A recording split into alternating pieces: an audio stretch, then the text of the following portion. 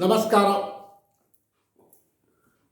நம்ம சேக்ரெட் சனாதனா அந்த யூடியூப்பில் பேசிகிட்டு இருக்கோம். அது யார் யார் சப்ஸ்கிரைப் பண்ணலையோ அவெல்லாம் தயவுசெய்து சப்ஸ்கிரைப் பண்ணுங்கோ. பெல் ஐக்கான் தவறாமல் ப்ரெஸ் பண்ணேன்னா உங்களுக்கு நோட்டிஃபிகேஷன் வந்துகிட்டே இருக்கும். டிஸ்கிரிப்ஷன் பாக்ஸில் போய் பார்த்தேன்னா முதல் 9 எபிசோடோட டீட்டெயில்ஸ் கிளியராக கிடைக்கும். உங்களோட கமெண்ட்ஸ் எல்லாம் இருந்தால் தயவுசெய்து யூடியூப்லேயே ரெக்கார்ட் பண்ணுங்கோ. உங்கள் ஃப்ரெண்ட்ஸுக்கு எல்லாருக்கும் இதை ஷேர் பண்ணுங்க. நமஸ்காரம். நம்ம இப்போது சப்ஜெக்டுக்கு போகலாம். நம்ம லாஸ்ட் டைம் காசி யாத்திரையை பற்றி பேசி காசி க்ஷேத்திரத்தில் பண்ணுற முக்கியமான கர்மாக்களை பற்றி பேசினோம். அங்கேருந்து கயா கிளம்ப போகிறோம்னு பேசினோம். கயா கிளம்புறதுக்கு முன்னாடி அந்த 2வது நாள் வீட்டில் ஹோமஸ்ரார்த்தம் பண்ணினேன் இல்லையா, அன்னைக்கு தவறாமல் பஞ்சதானமும் தசதானமும் பண்ணுறது ரொம்ப சிரேஷ்டம். நான் சொல்ல விட்டு போய் எடுத்து நினைக்கிறேன். இப்போ சொல்கிறேன். பொதுவாகவே எல்லா க்ஷேத்திரங்களையும் எத்தனை விதமான தான தர்மங்கள் பண்ணினாலும் அதுக்கு பலன்கள் பல மடங்கு. அப்படி இருக்கும்போது இந்த க்ஷேத்திரத்தையும் நீங்கள் பண்ண வேண்டிய காரியங்கள் உண்டு. தசதானம் பஞ்சதானம் அதை தவறாமல் பண்ணுங்கோ. அதே மாதிரி நான் ஒவ்வொரு நதி தீரத்திலையும் சுமங்கலி பெண்களுக்கு மங்கள சமாளம் கொடுத்து அவளுக்கு ரவிக்கை துணி கொடுத்து தட்சணை கொடுத்து தாம்பலம் கொடுத்து வாசிகள் வாங்குங்கோ அப்படின்னு சொல்லியிருக்கேன். அதையும் தவறாமல் ஒவ்வொரு நதி தீரத்திலும் செய்யும். இங்கேயும் சரி, அடுத்து வரக்கூடிய கயாலையும் பங்குடி நதி தீரத்திலையும் செய்ய வேண்டிய விஷயம். எல்லா இடத்துலையும் இது பண்ணணும். இதை தவறாமல் பண்ணிக்கோங்க. அடுத்ததாக கிளம்பி கயாவுக்கு வரைன்னு வச்சுக்கோங்களேன். இப்போ கயாவில் நீங்கள் பண்ண போகிற முக்கியமான காரியங்கள், சிராதங்கள், பிண்டங்கள் எல்லாம் இங்கே இருக்குது. அப்போது அந்த கயாவுக்கு போய் பண்ணுறமே இதனுடைய பெருமை என்ன, அதோட மகிமை என்ன, எதுக்கு இந்த இடத்துல போய் பண்ணணும் அப்படின்னு எல்லாருக்கும் தோணும். உலகத்தில் சனாதன தர்மத்தில் இந்த கயா சிரேர்த்தத்தில் கயா க்ஷேத்திரத்தில் பண்ணுற சிரார்த்தம் பிண்டத்துக்கு பல பங்கு பலன் இருக்கிறதா சொல்கிறான். ஏன் அப்படின்னா இது ஒரு புராண கதை உண்டு. கயாசுரன் ஒரு பெரிய அசுரன் தான். எல்லா அசுரன் மாதிரி இவன் இல்லை. இவன் வேறு மாதிரி ஒரு அசுரன். இவன் பெரிய தபஸ் பண்ணினான். அந்த பீகார் பக்கத்தில் இருக்கக்கூடிய கோலாகலா பர்வதம்னு ஒன்று இருக்குது. அங்கே தான் தபஸ் பண்ண இடம். விஷ்ணுவுக்கு பிரத்யட்சமாக அவனுக்கு என்ன வர வேணும் அப்படின்னு கேட்குறான்.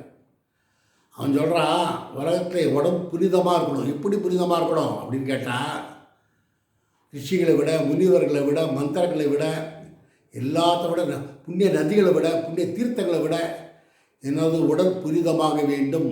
என்னை என்னை யார் தொட்டுக்கிறாளோ, யார் என்னை பார்க்குறாளோ, என்னை தொடராளோ அவளுடைய பாவங்கள் எல்லாம் நீங்கணும், அவளுக்கு நல்ல கதி கிடைக்கணும் அப்படின்னு கேட்குறான்.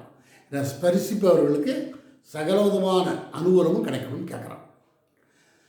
அவர் கொடுத்துட்டார். விஷ்ணு பகவான் அவன் குலப்பட்ட தபசை பற்றி அவன் கேட்ட வரத்தை கொடுத்துட்டார். அதனால் என்ன ஆச்சு அப்படின்னு கேட்டால், உலகத்தை மக்கள் பலவிதமான பாவங்களை செஞ்சவாளும் அவரை ஸ்பரிசனம் பண்ணிட்டு அவரை ஸ்பரிசம் பண்ணி தம் பாவங்களை தீர்த்துக்கிறான். எல்லாம் நல்ல கதி அடைகிறான். இப்போ என்னாச்சு, போக வேண்டியவா யம தர்மராஜா கிட்ட போக வேண்டியவா யாருமே போகலை. அங்கே நிர்ஜனமாக எடுத்த அந்த இடம், ஜனங்களே இல்லை. அவர் போய் பார்த்து மும்மூர்த்திகள்கிட்ட முறையிடுறார்.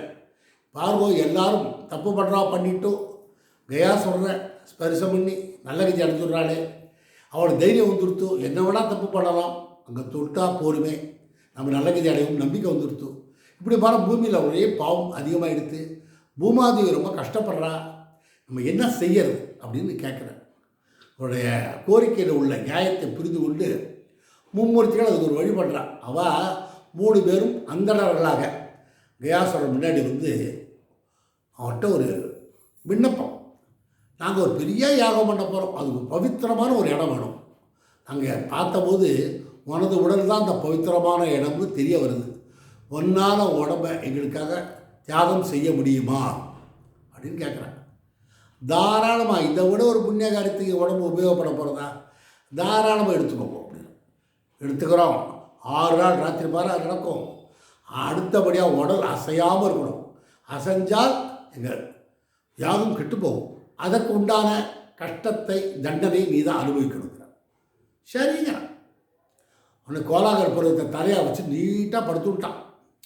உன்னை அவர் தலைபாகத்தில் விஷ்ணு உட்காந்துட்டார், கால் பாகத்தில் சிவன் உட்காந்துட்டார், நடுவில் பிரம்மா உட்காந்துட்டு நாபி பாகத்தில் யாகத்தை ஆரம்பித்தாச்சு. 6 நாள் ராத்திரி பாரு அமோகமாக நடந்தது.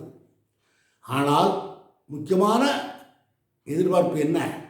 கயாசுரன் உடல் அழிய வேண்டும். மக்கள் மீண்டும் அவனை தொட்டு தொட்டு இந்த பழைய பிரச்சனை கண்டினியூ ஆகப்படாது. அப்போது உடல் அழிய விடுமே. ஆனால் அவன் அசையாமல் படுத்துருந்தான்.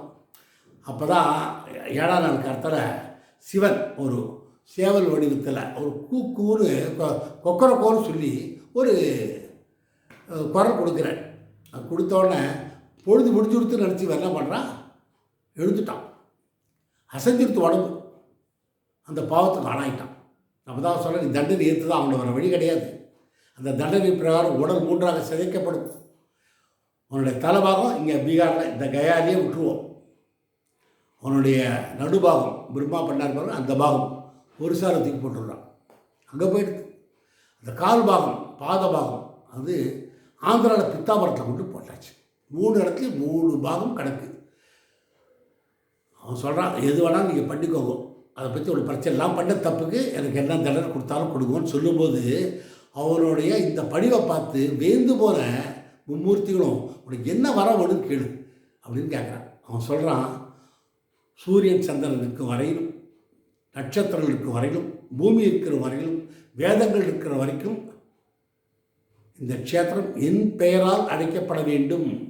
இந்த க்ஷேத்திரத்துக்கு கயா க்ஷேத்திரம்னு பேர் கொடுக்கணும் அப்படின்னு கேட்குறான். இங்கே வரக்கூடிய மனிதர்கள் அவருடைய பித்திருக்களுக்கு கர்மாக்களை செய்யும்போது அந்த பித்திருக்கள் நல்ல கதி அடையணும். அது நிச்சயமாக அவர்களுக்கு அந்த நல்ல கதி கிடைக்கணும். அந்த கர்மாக்களை செய்யக்கூடிய கர்த்தாக்களுக்கும் எல்லா க்ஷேமமும் கிடைக்கணும், பித்திருக்களோட ஆசீர்வாதம் கிடைக்கணும்.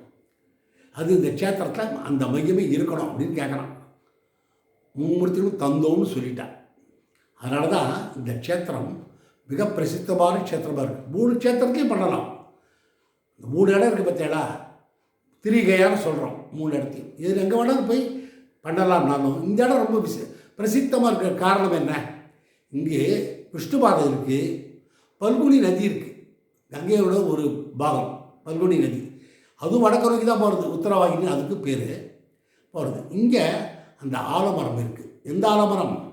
பிரயாகையில் வேர் இருக்குது, காசியில் நடுபாகம் இருக்குதுன்னு சொன்னோம் இல்லையா, மேல்பாகம் மரம் இங்கே தான் இருக்குது. அதனால் எல்லாம் கூடி இருக்கக்கூடிய இந்த இடத்துல இந்த சிரார்த்தத்தை பண்ணினால், இந்த பிண்டங்களை சமர்ப்பித்தால் பலன் பெருமளவு கிடைக்கிறது. இங்கே பல்குனில் பிண்டம் போடுறோம், விஷ்ணுபாத்தில் பிண்டங்கள் போடுறோம், அட்சயவடத்தில் பிண்டங்கள் போடுறோம்.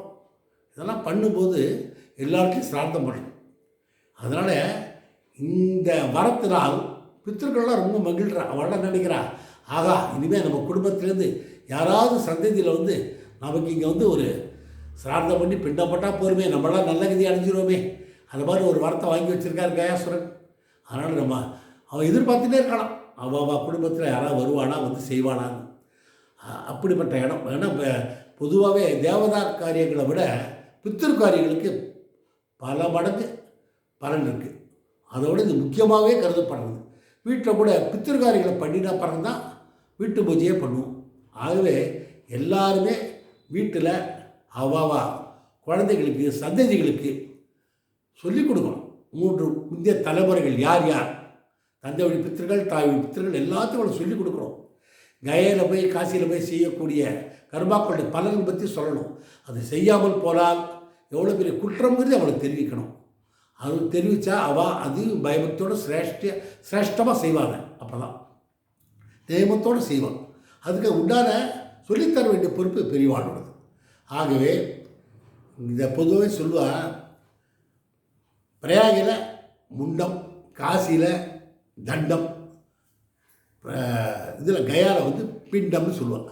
என்ன, பிரயாகையில் எல்லாரும் தலையை முடி எடுக்கிறோம் இல்லையா, அதான் முண்டம். காசியில் தண்டமாடி உட்கார்ந்துட்டு இருக்கார், கையில் தண்டத்தை வச்சுட்டு நம்மளை பாவங்கள் அண்டாமல் தடுக்கிறாராம். அதனால் அங்கே தண்டம்னு சொல்கிறான். அதே காலபேரர் கையில் கருப்பு கரை கட்டி காப்பு கட்டி விட்டுடுறார். அடுத்தபடியாக இங்கே கயாவில் பிண்டம்னு சொல்கிறான். இது மூணுமே ரொம்ப வசதியாக சொல்லப்படுகிறது. ஆகவே இந்த கயாசுரன் புராணத்தை இப்போ கேட்டோம், கயாவோட மகிமையை நம்ம தெரிஞ்சுட்டோம். அவள் குடும்பத்தில் இருக்கவா காசிக்கு போயிட்டு கயாவுக்கு போய் சிராதங்களை செய்து பிண்டங்களை சமர்ப்பித்து பித்திருக்களுடைய ஆசைகளை பெற்று சகல சௌபாகியத்தில் வாழ ஆசீர்வதிக்கிறோம்.